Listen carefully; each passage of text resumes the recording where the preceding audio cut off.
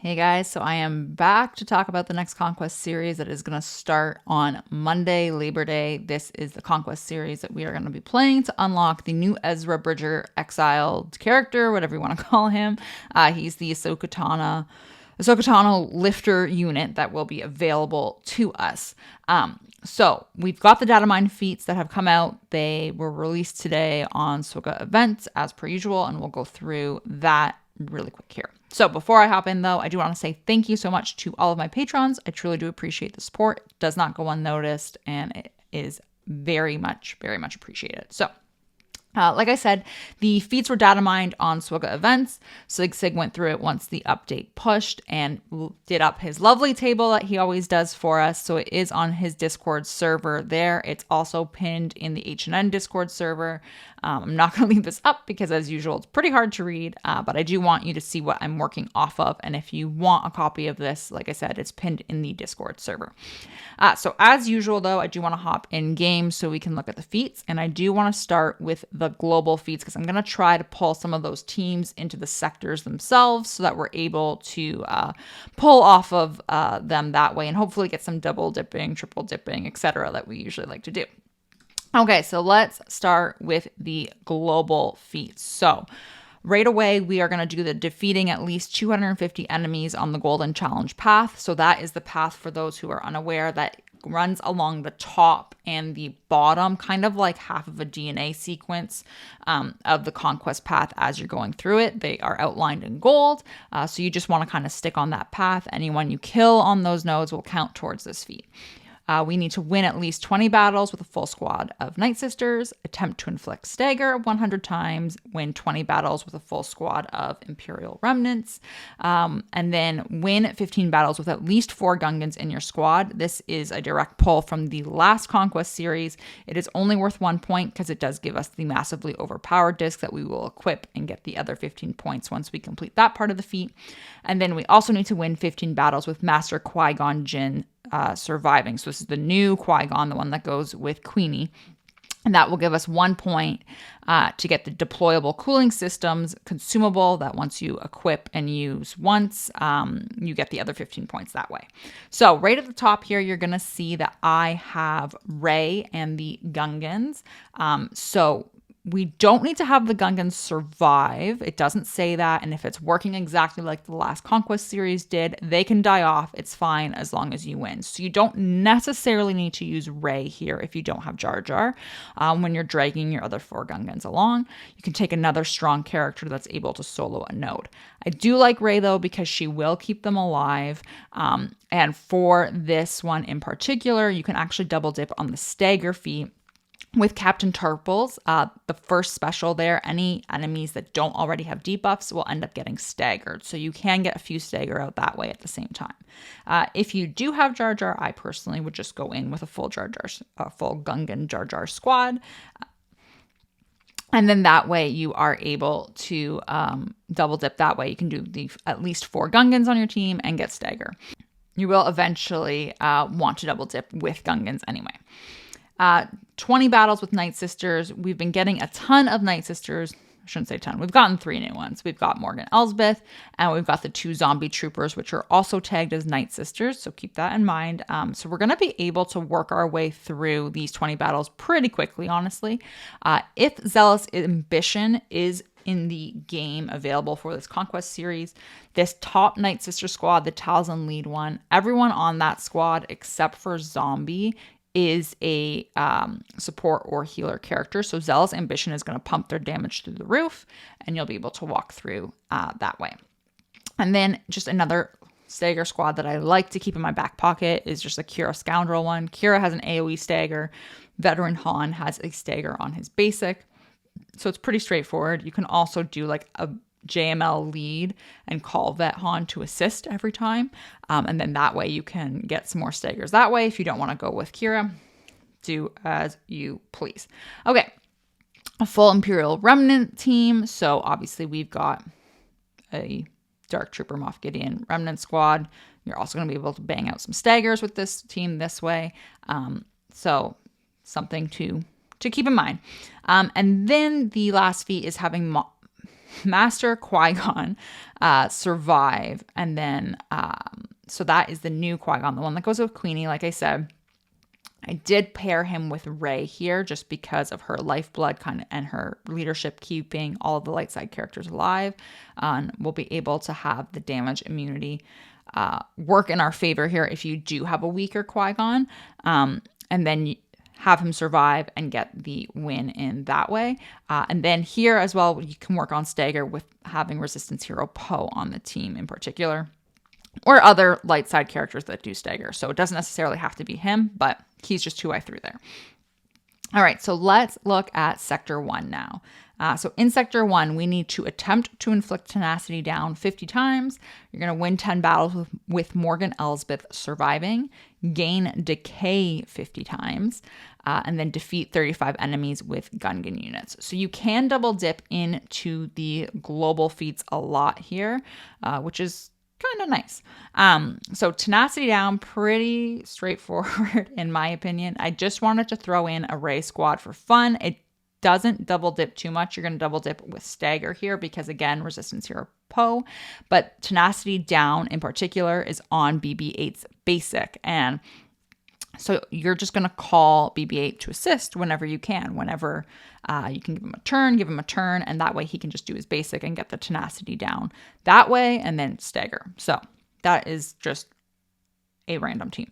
And then you've got tenacity down 50 times and also defeating 35 enemies with Gungan units, and also winning at least 15 battles with 4 Gungans in your squad. So pretty straight up Gungan team. If you have the full one, absolutely go for it. If not, you could do the Rey lead or the Slicker carry you through, whichever one. It doesn't necessarily matter, but you are able to inflict tenacity down with the Gungans as well. So it's on Phalanx's first special here. It's actually an AoE tenacity down, which is pretty nice. So that way you can do it that way with that team. And then you also have a Rey tenacity down, Master Qui-Gon surviving team. So this would only really work if you have the Omicron on Padawan Obi-Wan, because that's what's giving you all of the tenacity down. All of the tenacity down. Master Qui-Gon obviously is there to survive. Resistance Hero Poe is there for stagger. If you don't have the Omicron, I would just take him out and throw in BB-8 if you wanted. Okay. And then you have Morgan surviving on your squad. So that is the key word here. I probably wouldn't start working on this feat until you've got some discs built up if you have a weak Morgan like I do over there. However, you can get tenacity down with the squad as well because Night Sister Zombie has it on her basic. So you do want to keep that in mind. And then you also would be able to double dip on this to the global feat of having a full Night Sister squad get the win in. So if you want to work on that as well, you can do it this way. If you have a really weak Morgan Elsbeth and you just need to get the first shot in and win, you don't care about double dipping, you could consider doing the typical Bam, Han, Chewie, etc. Squad with Morgan on the team. This works really well, in particular with Volatile Accelerator and Amplify Agony. They tend to just wipe out the enemies before they take a turn. You do need the Leadership Zeta on Bam if you don't have it. And then Dash I have there because if there is Zealous Ambition, Dash tends to just wipe the squad since he is a support character. And then I threw in Chewie here because he will actually inflict tenacity down with his basic on the enemies. And since he assists so often, he's really good to have just in general with the squad to have, your double dipping happening. And then we have a tenacity down, stagger, Gungan, whatever you want to call this type of ridiculous team that's been put together with Jedi Master Luke.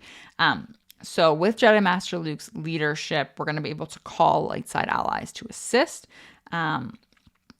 However, he does have an AoE tenacity down, a targeted tenacity down with his special.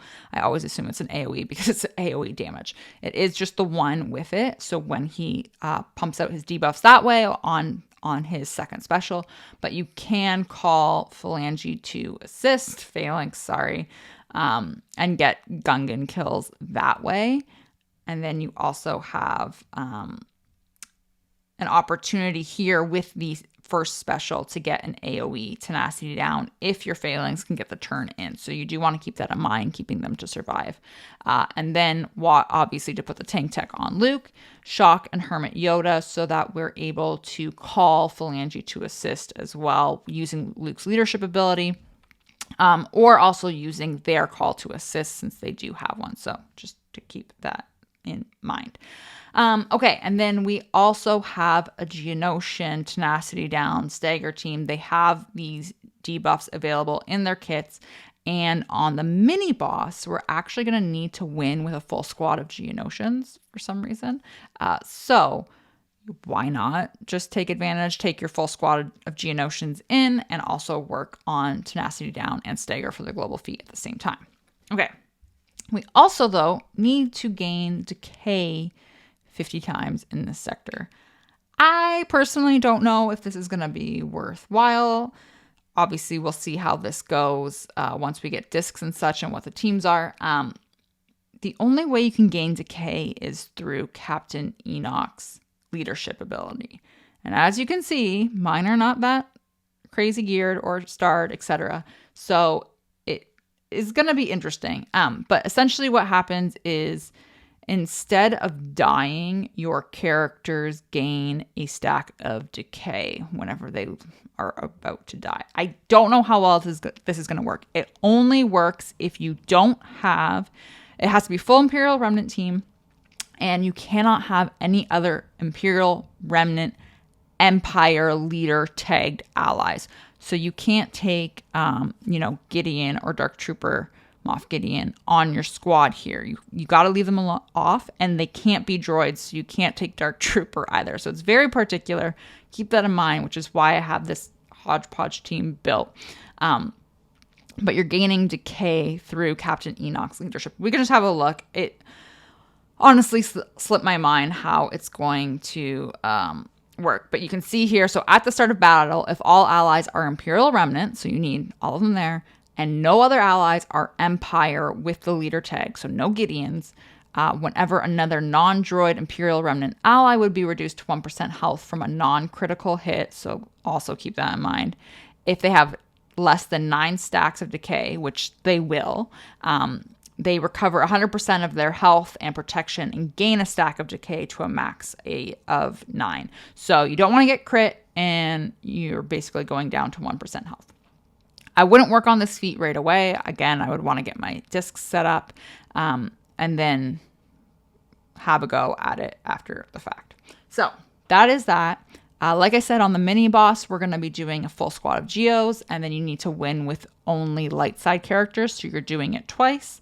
And then on the boss, defeating an enemy with Queen Amidala, and then also winning with Gungan Boomadir surviving. So you could double dip that, arguably, depending on how you want to go about it. But defeating with Queen Amidala, she doesn't hit very hard, so I would probably do a Jedi Master lead and just call to assist using his leadership ability and taking advantage of that way, and then bring Boomadir along for the good times. Okay, let's talk about Sector 2. So the Sector 2 feats, you need to gain bonus turn 50 times, not bonus turn meter and not gaining turn meter, just bonus turn 50 times. It doesn't say take a bonus turn, it just says gain bonus turn. Whether or not this is going to work properly, who knows?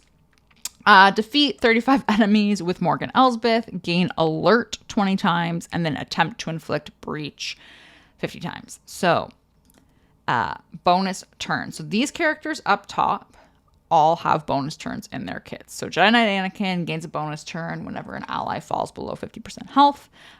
Maul has his bonus turns based off how many stacks he has on him Watt takes a bonus turn at the start of the turn if you have his Zeta, and Han Solo takes a bonus turn when he does his shoot first. And Darth Vader has bonus turns whenever he goes into Merciless Massacre. If you target the appropriate characters with the little blue buff, you'll gain a bonus turn and keep taking turns. So that's going to be your fastest way, in my opinion, to get your bonus turns going. The great thing with Watt here, because he takes a bonus turn at the start of the turn, if you bring him with Maul, Maul starts with Frenzy, so you can theoretically trigger Maul's Frenzy right away, so you could get a bonus turn right off the bat from Watt, trigger Maul's Frenzy so that he gets his turn meter, and then you could have the bonus turns going based off how many stacks of his Anguish, whatever it is you want to call it, that he has. So things to keep in mind for that. Again, I don't know how well this is going to work. And I don't know if gaining bonus turn meter will also count. It's worded vaguely. Vague is vague. Okay. So we need to kill characters now with Morgan Elsbeth. We still want to gain bonus turn. And we also want to attempt to inflict breach. So as you can see, my Morgan is pretty weak. I will probably try to take advantage of killing characters with like a Traya lead, depending on what my Night Sisters can do. Because my Night Sisters are so much higher than her in terms of gear, I feel like they will just steal the kills. But you could try and just go with a straight up Night Sister squad if you wanted. However, I am going to aim to do Traya against Geos, have them essentially kill themselves off. Watt's going to take the bonus turn, give the shield tech to Luke, so he's taunting. Luke has breach in his kit, so he's able to inflict it that way. And then Thrawn can pass turn meter to Morgan, and she can hopefully just kill a couple of characters once she gets to take a turn after they've gone down in health from Treya's lead. And then a similar idea with alert, breach, bonus turn, etc. Alert is on Night Trooper's kit. So it is a little bit, that is poor quality. I'm sorry. This is a little bit better. Sorry about that. So Gideon just there to remove turn meter as much as possible, because you do need Night Trooper to take a turn. It's on his first special in order to gain alert. So similar idea to Traya. You don't necessarily need to win. We're just gaining the buff, whatever you want to call it, the status. So similar idea. You're going to do the bonus turn from Watt because of giving the shield tech to Luke. I, again, put Thrawn there to pass the turn to Night Trooper because I do want him to take his turn so that he can gain alert that way. And again, Gideon just to remove turn meters so that we can get through this as much as possible, whether we win or don't win. Okay, and then we have Breach and Master Qui-Gon surviving. So again, Jedi Master Luke here helping us with the calling to assist, etc., and surviving and all that fun stuff, and getting Breach out there. And then Master Qui-Gon to survive. However, Master Qui-Gon also has a breach on his basic, which is fantastic news for us with using Jedi Master Luke, because you're just going to call Master Qui-Gon every single time with Jedi Master Luke's leadership ability, and he's going to survive because of reasons. So again, Shock, Hermit Yoda, and Jolie, because they also have calls to assist on their abilities if you don't have the leadership ability available to you to call Qui-Gon. I would just call him over and over again so that you're inflicting breach as much as possible, and then also inflicting breach with Luke. So hopefully that's straightforward. That is the main part of Sector 2. Then we have the mini-boss, which is winning with Death Trooper Peridia. So this is the new zombie trooper, Death Trooper. You have to win with him surviving. And then you need to win with Master Qui-Gon and old Qui-Gon in your squad. So you could double dip that. I probably wouldn't, depending on what your Death Trooper looks like. You don't need the Qui-Gons to survive. You just need to win with them on your team. But you do need Death Trooper to survive. So depending on what you want to do there, I probably would do Bam Han Chewie because I'm obsessed with them. But You could also just take in a GL that's going to go right away and hopefully wipe the team, depending on your disc setup and the boss. Okay, on the boss node, you need to win with only dark side characters, and then you need to defeat an enemy with Captain Tarpals. So with that, I would, again, use Jedi Master Luke and just call Captain Tarpals to assist. Okay, so let's have a look at Sector 3. In Sector 3, we need to gain evasion up 50 times. We need to win 15 battles with Night Sister Acolyte surviving. Fantastic. Gain retaliate 15 times, and then win 15 battles with a full squad of Geonosians. Lovely. So evasion up, really straightforward. Bad Batch is pretty awesome at it, in my opinion. Hunter and Echo both have AoE evasion ups on their specials, so you're going to get 10 with them if they both get to take a turn. So you can do a full Bad Batch squad if you wanted. Han Solo also has an AoE evasion up on his special. So if you don't want to take Omega, because I know a lot of people don't have her geared, you could throw Han in there and then theoretically get 15 evasion up in one battle if they all only got to take one turn with their specials. So just something really quick, that feat is not going to be as painful as people might think it is. Win 15 battles with Night Sister Acolyte surviving. Since she has to survive, I would just do a full Night Sister team if you can, depending on what your Acolyte looks like. I obviously bought the Night Sister bundle when it was out.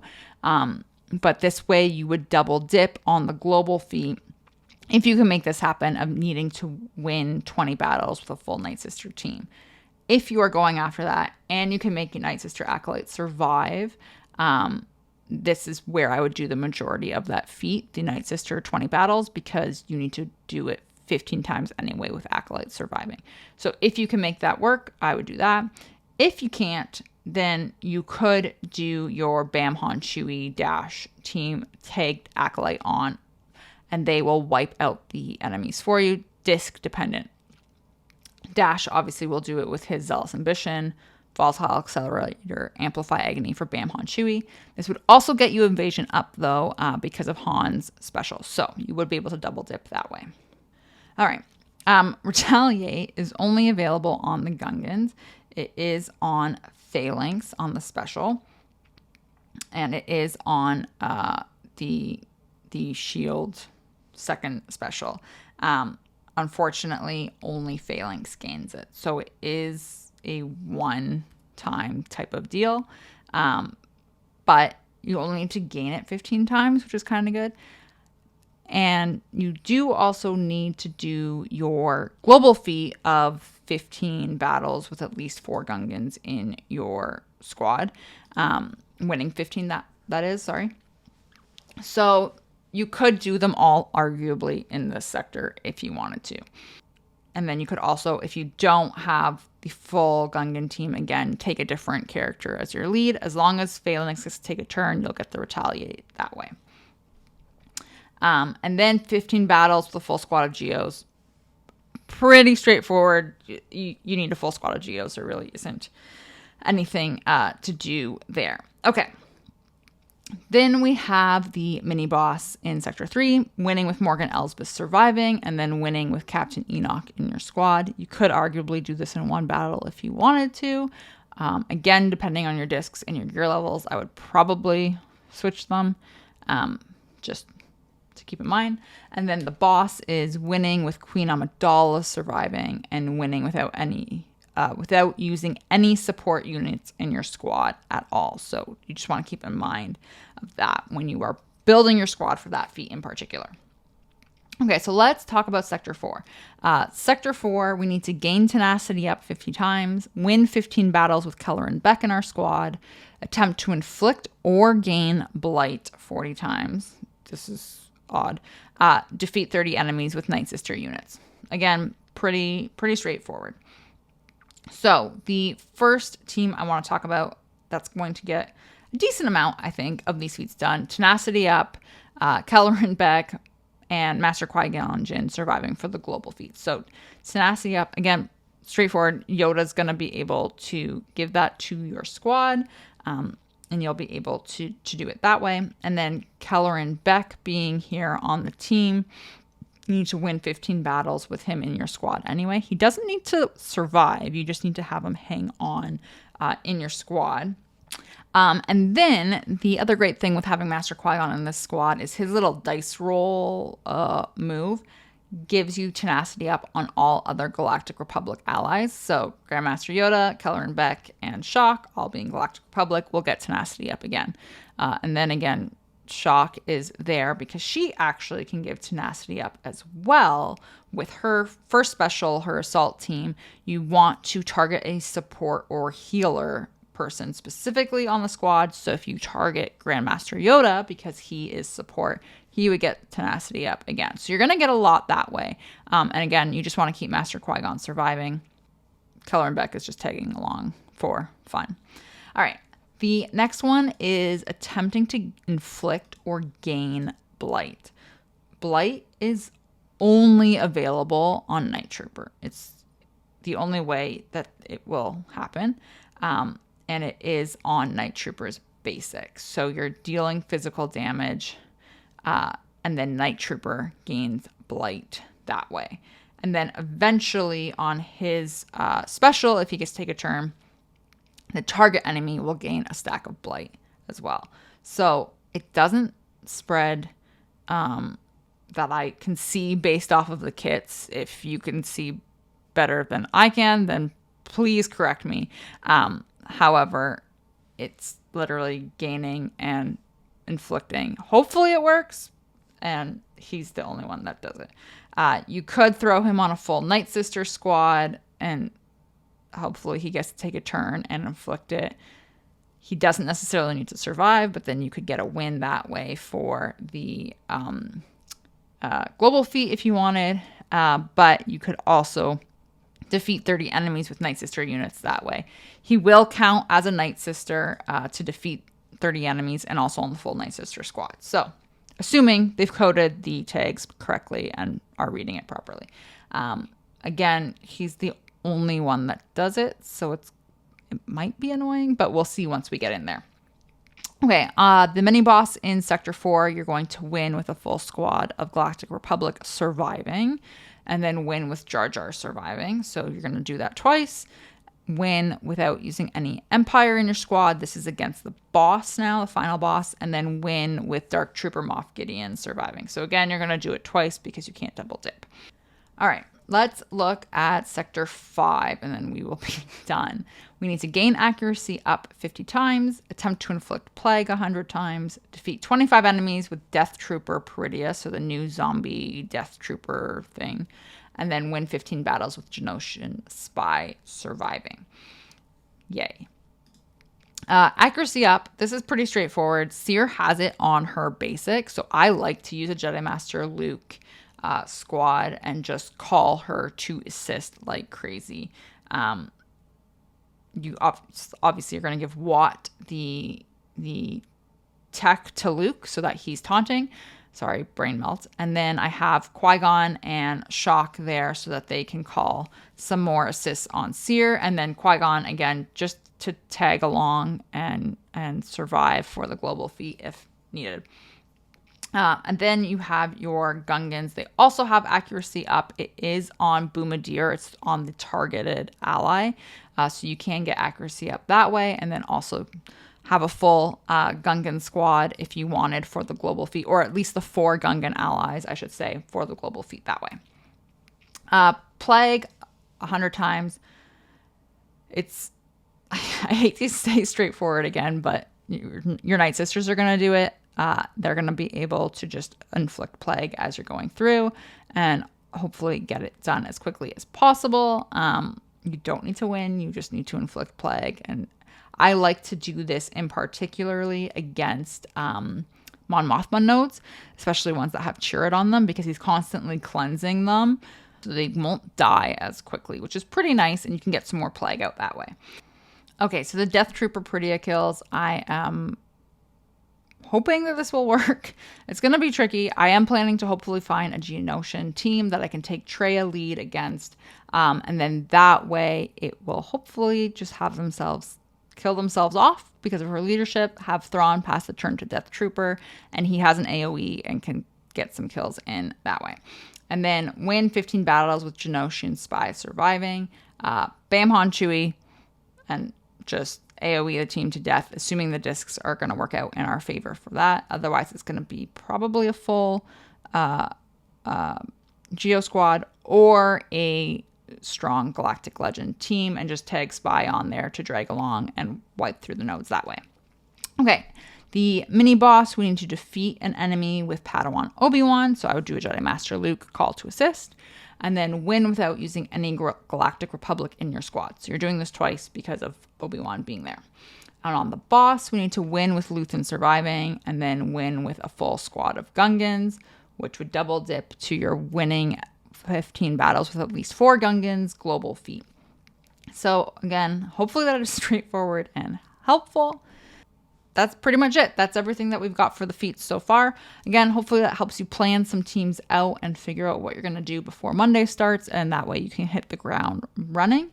And I will be back next week with the sector breakdowns once we are into Conquest and it's actually live. Thanks so much for watching, guys.